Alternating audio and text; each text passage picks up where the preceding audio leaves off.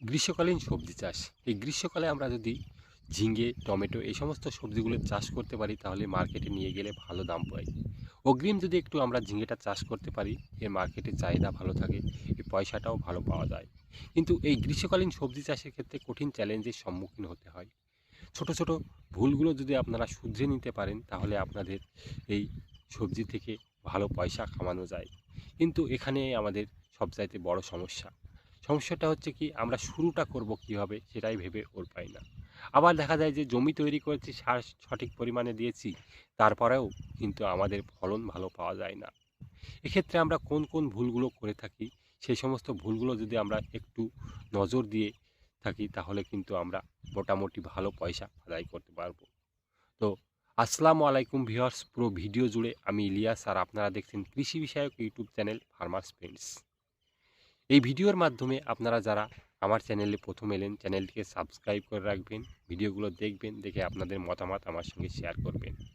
এখানে আমি যেই জমিটায় দাঁড়িয়ে আছি দেখুন, সেটা হচ্ছে মিশ্র ফসল চাষ করা হয়েছে। টমেটোর পাশাপাশি দেখুন ঝিঙ্গা চাষ করা হয়েছে। মার্কেটে এখন টমেটোর দাম প্রায় কম, কিন্তু এই টমেটো যদি আর কয়েকদিন বাদ দিই আরও কিছুটা দাম বাড়বে, কেননা ওই গ্রীষ্মের সময় টমেটো মার্কেটে সেরকম থাকে না বললেই চলে। তখন যদি আপনি এই ফসলটা তুলতে পারেন তাহলে ভালো দাম পাবেন। পাশাপাশি দেখুন এখানে ঝিঙে গাছও লাগানো হয়েছে। ঝিঙে গাছটা কী জন্য লাগানো হয়েছে? ঝিঙে গাছটা লাগানোর কারণ হচ্ছে যে টমেটোটা যদি পয়সা না দেয় তাহলে এই ঝিঙে গাছটা যখন মার্কেটে প্রথম মার্কেটে আসবে ঝিঙে, তখন কিন্তু আপনি এই ঝিঙে থেকে ভালো পয়সা কামাতে পারবেন। তো প্রথম যদি আপনারা ভালো পয়সা কামাতে চান তাহলে এইরকম যে দেখতে পাচ্ছেন আমার ভিডিওতে, সেই রকমভাবে মাচা সিস্টেম করে যদি আপনারা টমেটো ও ঝিঙে একসঙ্গে চাষ করেন তাহলে মোটামুটি আপনার খরচাটা ভালো উঠে যাবে এবং এখান থেকে ভালো পয়সা কামানো আশা করা যায়।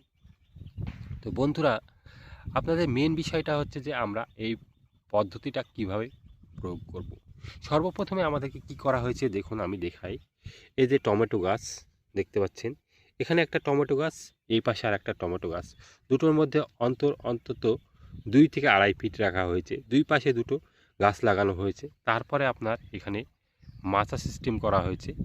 এই যে মাচা, তারের মাধ্যমে মাচা সিস্টেম করে দুই ধার থেকে দুই সাইড থেকে আপনার এই টমেটো গাছগুলোকে উঠিয়ে দিয়ে বেঁধে দেওয়া হয়েছে। আবার দেখা যাচ্ছে যে মাঝখানে একটা ঝিঙা গাছ লাগানো হয়েছে। এই টমেটো গাছগুলো যখন টমেটো শেষ হয়ে যাবে তখন এই ঝিঙা গাছগুলো এর উপরে উঠবে, উঠে সম্পূর্ণ জমিটাকে ভরে নেবে। তখন আমাদেরকে ঝিঙে পাওয়া যাবে, তখন টমেটো গাছটা প্রায় শেষ হয়ে যাবে সেই সময়। তো সেই দিকে লক্ষ্য করে সর্বপ্রথম কাজ হচ্ছে যে আপনাদের জমিটাকে নির্ণয় করে এইরকম পদ্ধতিতে আমাদেরকে জমিতে রোপণ করতে হবে। তারপরে আসে বিভিন্ন সমস্যা। আবহাওয়ার পরিবর্তনের জন্যে অনেক রকমের সমস্যা দেখা যায়। যেমন এখানে দেখুন টমেটো গাছটায় কী হয়েছে, পাতাগুলো সব শুকিয়ে যাচ্ছে। এই যে কোলের দিক থেকে শুকাতে শুরু করেছে। এরকম বিভিন্ন রকমের পোকায় আক্রমণ, ছত্রাকে আক্রমণ করে গাছগুলোকে নষ্ট করে দিতে পারে। সেই জন্য আপনাদেরকে পরিচর্যা তো করতেই হবে।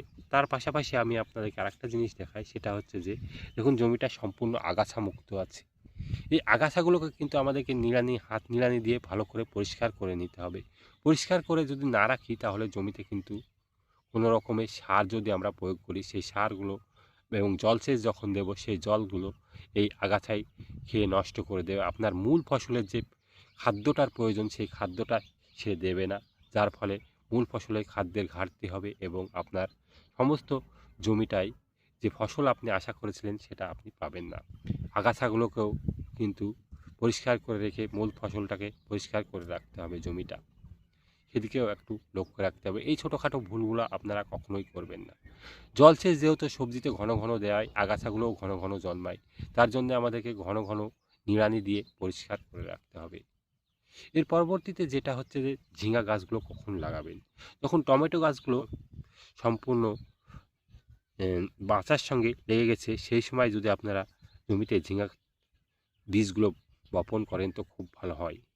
তাহলে কি হবে, টমেটোটা ফোড়ানোর পরপরই ঝিঙা গাছটা সম্পূর্ণ জমিটা ভরে যাবে, একটা ফসল উঠে যাবে এবং দ্বিতীয় ফসলটি আপনার চলে আসবে।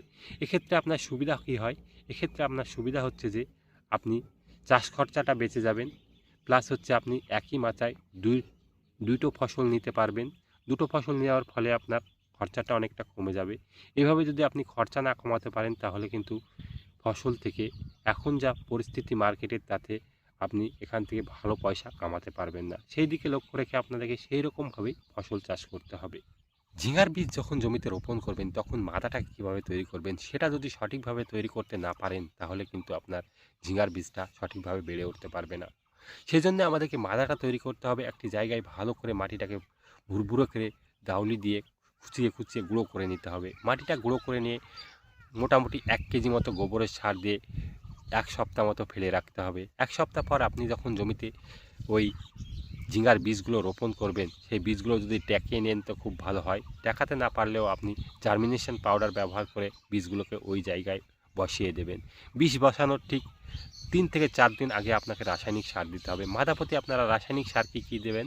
মাদাপতি আপনারা এখানে রাসায়নিক সার 10-26-26 25 থেকে 30 গ্রাম। তার সঙ্গে সঙ্গে আপনারা কী নেবেন? তার সঙ্গে সঙ্গে আপনারা সরিষার খোল যদি থাকে বাড়িতে, সেই সরিষার খোলটা আপনারা গুঁড়ো করে নেবেন। গুঁড়ো করে নিয়ে এসে প্রায় 10 থেকে 15 গ্রাম মতো একসঙ্গে মিশিয়ে মাদাটাকে তৈরি করে নেবেন। বীজটা বসানোর পরে আপনারা দেখবেন কিছুদিন পর যখন গাছটা বেড়ে উঠবে তখন আমাদেরকে হালকা পরিমাণ 10 থেকে 15 গ্রাম ইউরিয়া সার আমাদেরকে চারিদিকে ছড়িয়ে দিতে হবে। ইউরিয়া সার কিন্তু গাছের গ্রোথের ক্ষেত্রে সবচাইতে ভালো কাজ করে। তাই এইভাবে আপনারা যদি এই সারগুলোকে ওই ঝিঙা বীজের মাদায় প্রয়োগ করেন তাহলে গাছটা খুব সুন্দরভাবে বেড়ে উঠবে। যখন গাছটা বেড়ে উঠবে তখন কিন্তু একটা সমস্যা দেখা যায়, সেটা হচ্ছে পোকার আক্রমণ। সেই পোকাকে নিয়ন্ত্রণ আমাদেরকে এই সময় করতেই হবে। পোকা নিয়ন্ত্রণের জন্য আমাদেরকে এখানে কি করতে হবে? পোকা নিয়ন্ত্রণের জন্য সাধারণভাবে মার্কেটে যে সমস্ত ওষুধগুলো পাওয়া যায় সেই ওষুধগুলো আপনারা এখানে ব্যবহার করতে পারেন। অনেক সময় দেখা যায় যে মাটির তলের পোকায় গাছগুলোকে কেটে দিচ্ছে, ওই পোকার মতো পোকায়। সেক্ষেত্রে আপনারা এখানে কি করবেন? সেক্ষেত্রে আপনারা ক্লোরোপাইরিফস গোত্রের যে কোনো ওষুধ আপনারা 10 থেকে 15 গ্রাম মাটি গাছের গোড়ায় দিয়ে দেবেন। পাশাপাশি দেখা যায় যে আমাদের মাটিতে বিভিন্ন রকমের নিমাইটোডে আক্রমণ করে গাছগুলোকে নষ্ট করে দেয়। তো নিমাইটোড বা কৃমি দেখা যায় গাছটা উঠালেই শিকড়গুলো ফুলে ফুলে যাচ্ছে।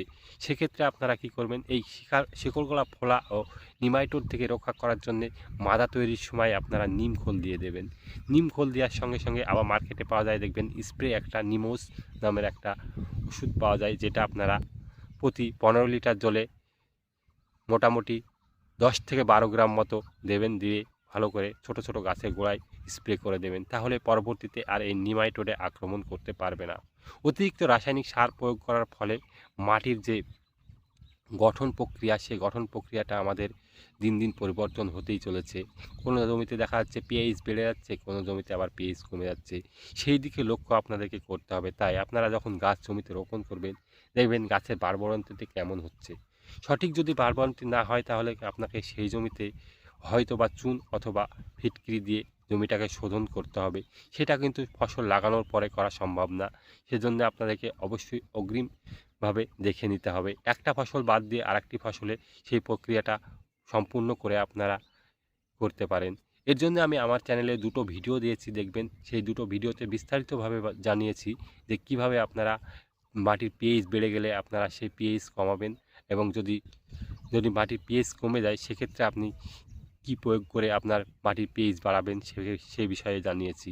এবং পিএইচের কারণে আপনার ফসলে কতটা প্রভাব পড়ে সেটাও আমি ওখানে বিস্তারিত জানিয়েছি। আপনারা সেই ভিডিওগুলো গিয়ে দেখে আসবেন। এরপরে আরেকটি বিষয় আমি আপনাদেরকে দেখাচ্ছি। এখানে এই যে পাতাটা দেখতে পাচ্ছেন, পাতাটার উপরে এখন হিজিবিজি নকশা কাটার মতো রয়েছে। এটা একটা পোকার আক্রমণে হয়ে থাকে, ম্যাপ পোকা বলে থাকে। নকশা করে ফেলে অনেক জায়গায় অনেক রকমভাবে এই পোকাটাকে ডেকে থাকে। এই পোকাটাকে নিয়ন্ত্রণ করার জন্য আমাদের কী করতে হবে? বাজার থেকে ইমামেকটিন বেনজয়েড গ্রুপের যে কোনো ওষুধ আপনাদেরকে নিয়ে আসতে হবে। আমরা যে 15 লিটার ড্রাম ব্যবহার করি সেই 15 লিটার ড্রামে আমাদেরকে এই ওষুধটা নিতে হবে 15 গ্রাম মতো, 1 গ্রাম পার লিটার হিসাবে নিয়ে ভালো করে মিক্সচার করে নিয়ে আমাদেরকে এটা স্প্রে করে দিতে হবে। যদি অতিরিক্ত পরিমাণে হয়ে যায়, কম পরিমাণে হলে এটার পরিমাণটা আমাদেরকে কমাতে হবে। 10 গ্রাম প্রতি 15 লিটার জলে নিয়ে ভালো করে মিশিয়ে নিয়ে স্প্রে করে দিতে হবে।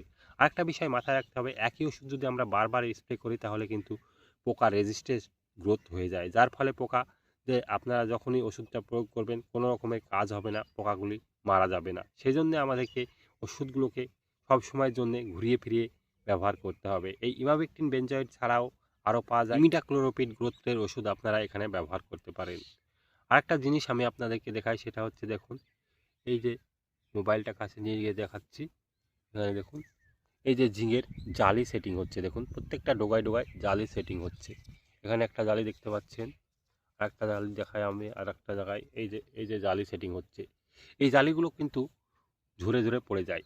এগুলো কেন হয়? অতিরিক্ত গরমের কারণে যখন আবহাওয়ার পরিবর্তন হয় তখন এই জালিগুলো পড়ে যায়। আবার অনেক সময় দেখা যায় যে মাটিতে যদি আপনার কোনো অনুখাদ্যের ঘাটতি হয় সেক্ষেত্রেও পড়ে যায়। সেদিকে লক্ষ্য রেখে আপনাদেরকে দেখতে হবে যে ওয়েদার কেমন হচ্ছে। ওয়েদার যদি খুব গরম হয় সেই সময় যদি জালি ঝরে যায় তাহলে আপনাকে কী করতে হবে? ঘন ঘন সেচ দিতে হবে। প্রাকৃতিক মালচিং যে সমস্ত জিনিসগুলো থাকে যেমন খড়, আবার দেখা যায় যে বিভিন্ন রকমের আগাছাযুক্ত জিনিস যেগুলো মাটিতে বিছিয়ে দিলে মাটিতে অনেক দিন ধরে রস ধরে থাকবে, সেই রকম জিনিসগুলো আমাদেরকে মাটিতে দিতে হবে। এই সমস্ত মালচিংগুলো দিলে গাছে পর্যাপ্ত পরিমাণে রস থাকবে এবং জালিগুলো ঝরে পড়বে না।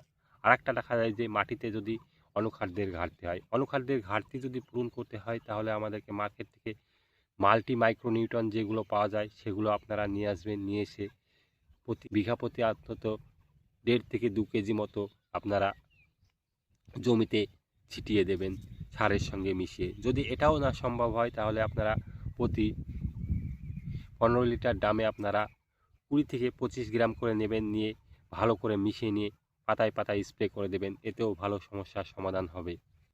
আর একটা বিষয় ঝিঙার ক্ষেত্রে দেখা যায় এই সময় সেই জিনিসটা হচ্ছে যে কি, ঝিঙা গাছের পাতাগুলো সব কুঁকড়ে কুঁকড়ে যাচ্ছে।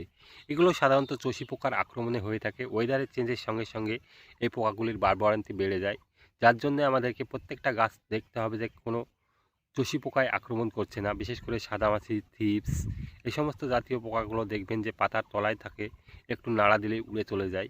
এই পোকাগুলোকেও আমাদেরকে নিয়ন্ত্রণ করতে হলে আমাদেরকে কী করতে হবে? মার্কেট থেকে ভালো মানের ওষুধ স্প্রে করতে হবে। এক্ষেত্রে আপনারা থায়োমেথাক্সাম 25% গোত্রের ওষুধ যদি আপনারা 15 লিটার জলে 7 থেকে 8 গ্রাম ব্যবহার করেন তো খুব ভালো কাজে দেবে। এর পাশাপাশি দেখা যায় যে এই থায়োমেথাক্সাম ছাড়াও অ্যাসিডামিপ্রিড গোত্রের ওষুধ আপনারা এখানে স্প্রে করতে পারেন, তাহলেও কিন্তু ভালো সমস্যার সমাধান পাওয়া যাবে। এইভাবে যদি আপনারা ঝিঙ্গা গাছগুলোকে সঠিকভাবে পরিদর্শন করেন এবং সঠিকভাবে পরিচর্যা করেন তাহলে কিন্তু আপনারা এখান থেকে ভালো ফলন পাবেন। সঠিকভাবে যদি পরিদর্শন করতে না পারেন, সঠিকভাবে পরিচর্যা করতে যদি না পারেন তাহলে কিন্তু সবজি থেকে খরচাটাই বেশি হয়ে যাবে এবং আপনি এখান থেকে ভালো পয়সাও কামাতে পারবেন না। সেদিকে লক্ষ্য রেখে আপনাদেরকে সমস্ত বিষয়কে খুঁটিনাটি নিজে থেকেই গবেষণা করতে হবে। কিছুটা আপনারা সাহায্য হয়তো আমাদের মতো ইউটিউবারের কাছ থেকে পেয়ে থাকেন, কিন্তু আপনাদের সবচাইতে বড় সমস্যা হচ্ছে যে আপনারা তাদের কথা শুনে আপনারা নিজেরাই একটু বিবেচনা না করে গিয়ে অমনি সঙ্গে সঙ্গে জমিতে যে কোনো জিনিস স্প্রে করে দেন, যে কোনো জিনিস ছিটিয়ে দেন, সার হিসাবে ছিটিয়ে দেন, যার ফলে আপনার লোকসান বেশি হয়, খরচা বেশি হয়ে যায়। আপনাকে দেখতে হবে আপনার জমিতে কতটা পরিমাণ জিনিস লাগছে, কোন জিনিসটা কখন লাগবে সেটা আপনাকে বিবেচনা করতে হবে। এদের কাছ থেকে আপনারা কী করবেন? এদের কাছ থেকে জেনে নেবেন, জেনে নিয়ে আপনার জমিটা পরিদর্শন করে দেখবেন যে আপনাদের জমিতে কতটা পরিমাণ ব্যবহার করা উচিত এবং কীরকম পরিমাণে লেগেছে সেই দিকে লক্ষ্য রাখবেন। লক্ষ্য রেখে এই কাজগুলো করবেন। একটা বিষয় আমি ভুলে গেছি, সেটা হচ্ছে ফল মাছির আক্রমণ। ফল মাছির আক্রমণের জন্য কিন্তু আপনারা কী করবেন? মার্কেটে পাওয়া যায় দেখবেন ফেরোমন ফাঁদ। এই ফেরোমন ফাঁদগুলো আপনারা জমিতে অন্তত বিঘা প্রতি 7 থেকে 8টা জায়গায় জায়গায় ঝুলিয়ে দেবেন। দেখবেন এখানে প্রচুর পরিমাণে ফল মাছি আকৃষ্ট হয়ে আসে, পুরুষ ফল মাছি, যার ফলে এই ঢোবের ভিতরে এসে পড়ে থাকে। পরবর্তীতে যখন এই স্ত্রী ফল মাছিগুলো ফলের উপরে গিয়ে ডিম দিতে পারে না, বংশ বিস্তার হয় না, যার ফলে আপনার ফলগুলো বেঁচে যায়। এর কারণে কিন্তু আপনার ফল মাছ থেকে পচে নষ্ট হয়ে যায়। বিশেষ করে ঝিঙা, কুমড়ো, তারপরে শশা, এই জাতীয় ফসলের ক্ষেত্রে সবচাইতে বেশি পরিমাণে আক্রমণ করে থাকে এই ফল মাছি। তাই এই ফল মাছিকে নিয়ন্ত্রণ করার জন্য অবশ্যই ফেরোমন ফাঁদ ব্যবহার করবেন। ঝিঙা চাষের উপরে এই ভিডিও সম্পর্কে যদি আপনাদের মনে কোনো প্রশ্ন জাগে আপনারা অবশ্যই আমাকে কমেন্ট করে জানাবেন, আর এই ভিডিওটিকে বেশি বেশি করে শেয়ার করবেন। আবার দেখা হবে আপনাদের সঙ্গে নতুন আরেকটি ভিডিওতে। সেই পর্যন্ত আপনারা ভালো থাকুন, সুস্থ